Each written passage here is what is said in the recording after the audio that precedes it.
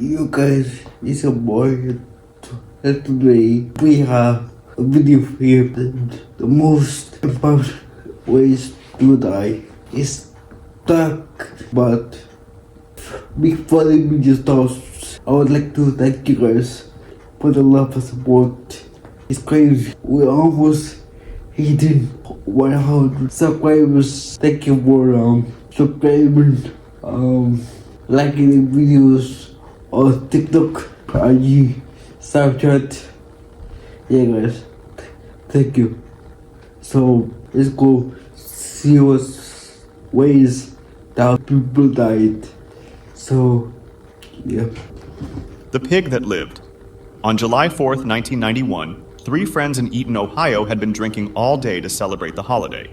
At some point, they got hungry for fresh pork chops, so they drove to a nearby farm and stole a pig. They loaded the hog into the back of their pickup truck and took off. No rope, no cage, nothing to hold it down. The pig was not happy about this. Whoa. As they sped along at 90 miles per hour, the pig started going crazy, kicking and thrashing around in the truck bed. None of the three men were wearing seatbelts. When the pig got ejected from the truck, the driver swerved to avoid it and lost control. The truck went off the road, and all three men were thrown from the vehicle. All three died. The pig survived. It walked away from the crash without a scratch. The farmer got his pig back, but the three men never got their pork chops. Shit. The elephant that came back. In June 2022, a woman named Maya Murmu was going about her day in eastern India. She lived in an area where humans and elephants often crossed paths. And that day, an elephant attacked her and trampled her to death. Tragic, but in regions where elephants roam free, these things happen. Her family prepared her funeral and placed her body on the pyre.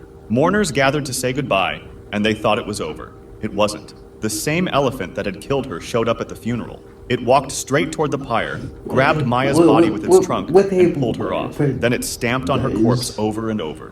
When it was done, it tossed her body aside. The mourners ran, and the elephant left. Nobody knows why it came back.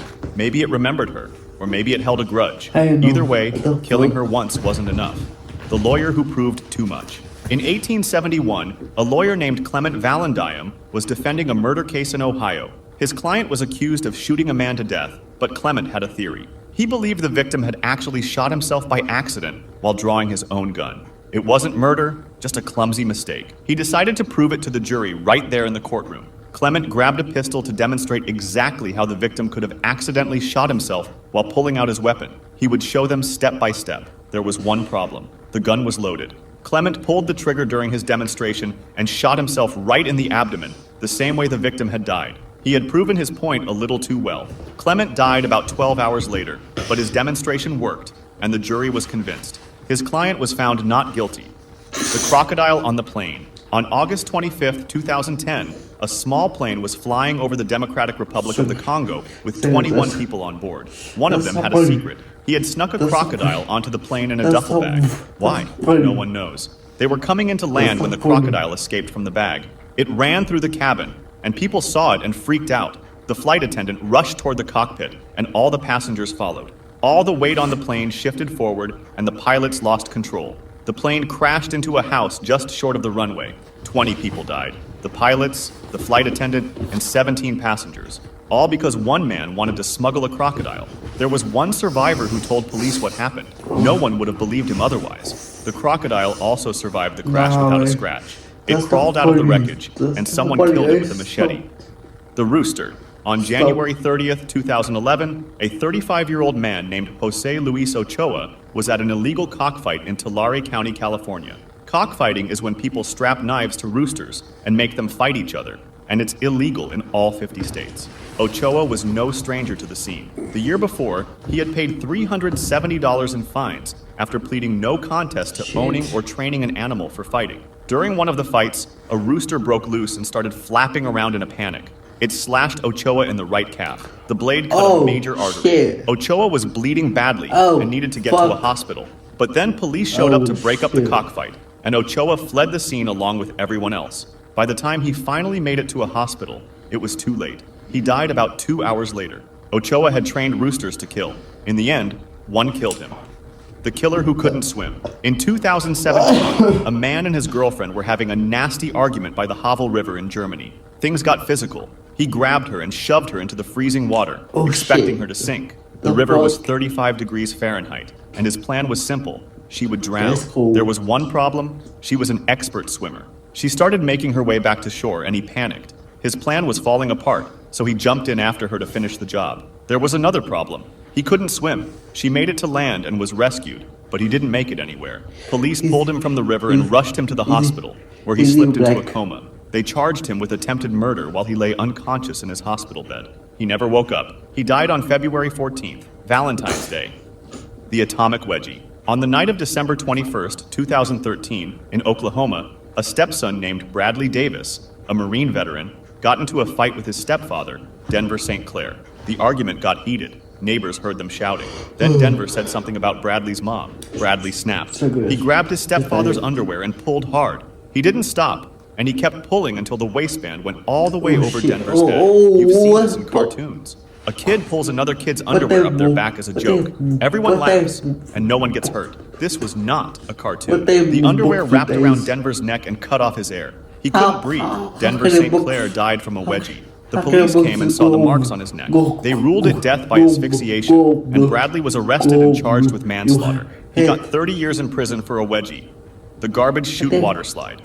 On July 14, 2000, a group of friends came back to a Calgary apartment after a night of drinking. It was almost 3 a.m., and someone came up with a challenge. The building had a garbage chute that went straight down 12 stories. One of the guys joked that it would make a great water slide. Everyone laughed.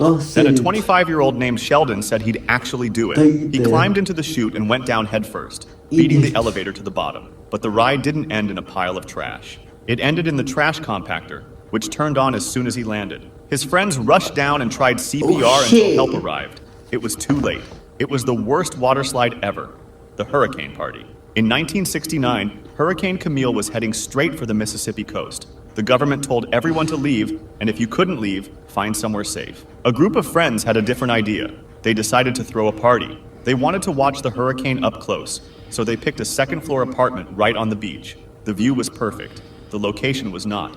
Someone said the concrete foundation would keep them safe. They invited everyone they knew, and more people showed up. They had drinks, they had food, and they watched the storm roll in. Then the wave came. It was 24 feet tall and hit the building head on. The walls ripped open and the whole place fell apart, and everyone inside got swept out to sea. Hurricane Camille killed 143 people that night. 20 of them were at that one party. The Chimney Burglar. On November 27, 2015, 19-year-old Cody Caldwell decided to rob a house in Huron, California. The owner was away and the lights were off, so it looked like an easy target. But Cody didn't break a window or pick the lock. He thought he'd be clever. He climbed onto the roof and went down the chimney like Santa Claus. He got stuck halfway. Cody couldn't go up and he couldn't go down. He was trapped inside the chimney all night. The next morning, the homeowner came back. It was late November and it was cold, so he did what anyone would do. He lit a fire. Then he heard screaming coming from inside the chimney. He put the fire out as fast as he could and called the police. They came and pulled Cody out, still alive but badly hurt from the smoke and the heat. Cody died shortly after from asphyxiation. The Grand Canyon Prank. In 1992, a 38-year-old man named Greg Austin Gingrich was vacationing at the Grand Canyon in Arizona with his teenaged daughter. They were standing near the edge of a cliff, taking in the view. Greg decided to play a joke on his daughter. He started pretending to lose his balance, waving his arms around like he was about to fall. He wanted to scare her. His daughter was not impressed. She'd seen this joke before. She rolled her eyes and walked on ahead. Then Greg actually lost his balance. He fell 400 feet into the canyon. His daughter wasn't even watching anymore, all for a joke that didn't land. The hot sauce. On February 27, 2012, a 43-year-old man named Gary Banning was hanging out at a friend's apartment in Havelock, North Carolina. His friend was a mechanic who kept a jar of gasoline by the kitchen sink to remove grease from his hands. Gary saw the salsa jar sitting by the sink. It was full of golden liquid, and he thought it might be alcohol. He grabbed it and took a big gulp. It wasn't alcohol. It was gasoline. Gary spat it out. His mouth was burning and the gas was all over his clothes. He needed to calm down, so he went outside to smoke a cigarette. He burst into flames instantly. Firefighters found him badly burned, sitting on a charred carpet. He died the next morning at a hospital burn center. The investigator called it just a freak incident. It wasn't. The RC plane. Roger Wallace was 60 years old and used to race drag cars in Arizona. Then he decided drag racing was too dangerous and he needed a safer hobby. So he joined a radio-controlled airplane club. On May 18, 2002, Roger was out flying his RC plane with his club near Tucson. It was a nice morning, and the plane weighed about 6 pounds with a 5-foot wingspan. Then the sun got in his eyes. Roger lost sight of his plane and couldn't see where it was, but the plane was still flying and he was still holding the controller. He flew it directly into himself. The plane hit him hard. He never woke up, and he died shortly after. The club president called it the freakiest of freak accidents. He got killed by a toy plane. One night in July 2009, a 35-year-old teacher named Scott Williams went out drinking with his flatmate in Brighton, England. They hopped between pubs until his flatmate got kicked out of a bar for falling asleep. After that, the two got separated. It was raining hard, and Scott needed somewhere to shelter. He found a weed bin, climbed inside, and fell asleep. The next morning, the garbage truck came. The driver didn't check inside. He lifted the bin and dumped it into the back of the truck, and the compactor turned on.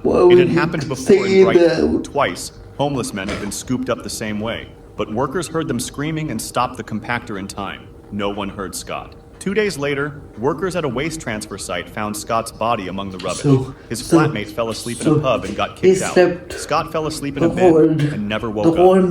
The train roof. On June 11, 2008, two friends from North Canterbury, New Zealand, wanted to get to Christchurch, which was 36 miles away. Cole Higginson was 25 and Nicholas Uprichard was 23. They didn't have money for a bus, so they came up with another idea. A freight train was passing through Waipara, and it slowed down as it took a corner. The two friends climbed on top of one of the wagons. Free ride, no ticket needed. Pretty clever, right?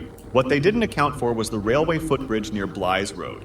It had less than 20 inches of clearance. The train was traveling at 50 miles per hour. It was nighttime. They never saw it coming. A forklift driver found their bodies on the roof of the wagon when the train arrived in Christchurch. Both had died instantly from severe head injuries. A bus ticket would have cost them a few dollars. The grenade selfie.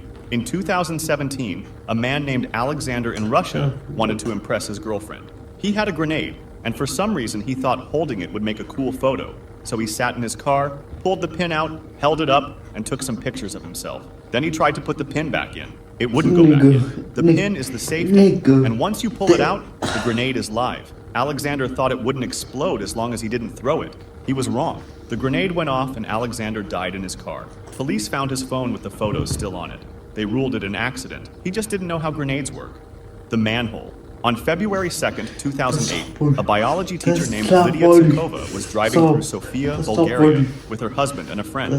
She had been doing chemistry experiments at home and had leftover chemicals she needed to get rid of, including bottles of diethyl ether and methanol. Both are highly flammable. The car stopped near a school in the Hadzi Dimitar district. All three got out, walked over to a drainage shaft, and started pouring the chemicals down the hole.